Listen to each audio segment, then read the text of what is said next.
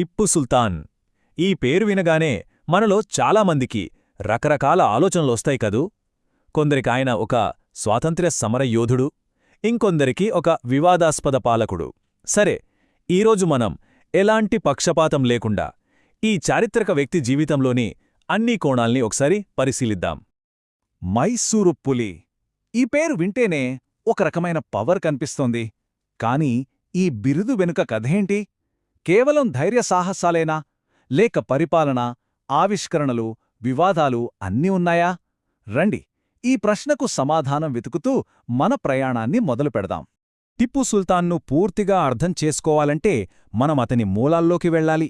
అతని తండ్రి హైదర్ అలీ ఒక సాధారణ సైనికుడి స్థాయి నుండి మైసూరు పాలకుడిగా ఎలా ఎదిగాడు, మరి ఆ వారసత్వం టిప్పుని ఎలా ప్రభావితం చేసిందో చూద్దాం. ఈ టైంలైన్ చూస్తుంటేనే మనకర్థమవుతుంది అతని జీవితం ఎంత వేగంగా, ఎంత నాటకీయంగా సాగిందో. ఆలోచించండి, కేవలం 16 ఏళ్ల వయస్సులోనే మొదటిసారి యుద్ధభూమిలోకి అడుగుపెట్టాడు.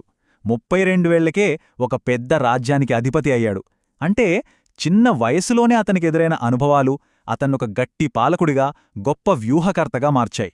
అయితే టిప్పు కేవలం యుద్ధవీరుడు మాత్రమే కాదు, అంతకు మించే పరిపాలన విషయంలో కూడా అతనొక విప్లవాన్ని తీసుకొచ్చాడు. మైసూరును ఒక ఆధునిక, శక్తివంతమైన రాజ్యంగా మార్చాలనేది అతని కల. ఆ కలను నిజం చేయడానికి అతను చేసిన సంస్కరణలు నిజంగా ఆశ్చర్యపడుస్తాయి. ఈ లిస్ట్ చూడండి. ఒకవైపు రాకెట్ ఆర్టిల్లరీ లాంటి అడ్వాన్స్డ్ మిలిటరీ టెక్నాలజీ, మరోవైపు కొత్త నాణాలు, కొత్త క్యాలెండర్, భూమి శిస్తు సంస్కరణలు, మైసూర్ సిల్క్కు పునాది వేసిన పట్టు పెంపకం, ఇలా ఒకదానికొకటి సంబంధం లేనట్టు కనిపించే ఎన్నో రంగాల్లో అతను మార్పులు తీసుకొచ్చాడు. అతనిది ఎంత విస్తృతమైన ఆలోచనా దృక్పథమో దీనిబట్టే మనకర్థమవుతుంది. ఈ మైసూరు రాకెట్లు, ఇవి మామూలు ఆయుధాలు కావు. ఆ కాలంలో ఇదొక గేమ్ చేంజర్. ఇనుప కేసింగ్తో తయారుచేసిన ఈ రాకెట్లు బ్రిటిష్ సైన్యానికి అక్షరాల చుక్కలు చూపించాయి. ఎందుకంటే వాటి రేంజు, పవరు అప్పటి ఆయుధాల కన్నా ఎన్నో రెట్లు ఎక్కువ. చెప్పాలంటే ఆధునిక రాకెట్ టెక్నాలజీకి పునాది ఇక్కడే పడిందని కూడా కొంతమంది చరిత్రకారులు అంటారు. సరే, ఒకవైపు ఇంత సైనిక శక్తి, మరోవైపు ఆర్థికంగా బలోపేతం, ఇవన్నీ సహజంగానే ఒక పెద్ద శత్రువుతో ఘర్షణకు దారితీశాయి. భారతదేశంలో అప్పుడప్పుడే తమ సామ్రాజ్యాన్ని విస్తరించుకుంటున్న బ్రిటిష్ ఈస్టిండియా కంపెనీకి టిప్పు సుల్తాన్ ఒక పెద్ద సవాలుగా, ఒక అడ్డుగోడ్లా నిలగొడ్డాడు. ఈ పోరాటం 2 భిన్నమైన శక్తుల మధ్య జరిగింది.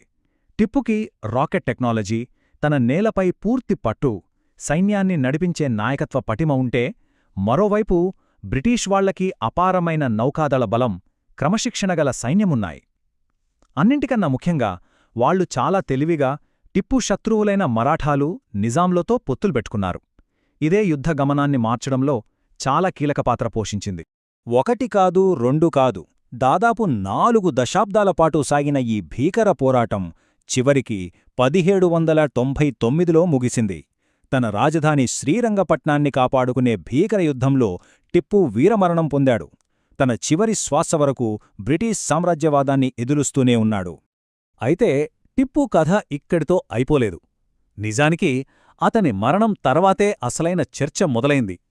చరిత్ర అతన్ని ఎలా గుర్తుపెట్టుకోవాలి, ఈ విషయంపై వాదనలు ఈ రోజుకీ కొనసాగుతూనే ఉన్నాయి. ప్రధానంగా 2 భిన్నమైన వాదనలు మనకు వినిపిస్తాయి. చూడండి, ఇక్కడ మనకు 2 వాదనలు స్పష్టంగా కనిపిస్తున్నాయి. ఒక వర్గమేమంటుందంటే టిప్పు ఒక గొప్ప దేశభక్తుడు, బ్రిటిష్ వాళ్ళను ఎదిరించిన మొట్టమొదటి స్వాతంత్ర్య సమరయోధుల్లో ఒకడని, అతను ఎన్నో సంస్కరణలు తెచ్చిన ఆధునిక పాలకుడని ప్రశంసిస్తారు. ఇక రెండో వర్గం వాదన ప్రకారం టిప్పు ఒక క్రూరమైన నియంత, మతపరంగా హిందువులను, క్రైస్తవులను హింసించాడని ఆరోపిస్తారు. ఈ 2 వాదనలకు మద్దతుగా ఇరుపక్షాల వాళ్లు తమ చారిత్రక గ్రంథాలను ఉటంకిస్తారు. మరి ఇందులో ఏది నిజం? అతను హీరోనా, విలనా? బహుశా చరిత్రలో ఇలాంటి నలుపు తెలుపు సమాధానాలు ఉండవేమో. ఏ చారిత్రక వ్యక్తినైనా మనం ఆ కాలపు పరిస్థితులు, రాజకీయాల ఆధారంగా అంచనా వెయ్యాలి. టిప్పు వీరుడా, నిరంకుశుడా అనేదానికంటే అతని సంక్లిష్టమైన వారసత్వం మనకేం నేర్పుతోంది, చరిత్రను మనమెలా అర్థం చేసుకోవాలి అనే ప్రశ్నలే మనల్ని మరింత లోతుగా ఆలోచింపచేయాలి.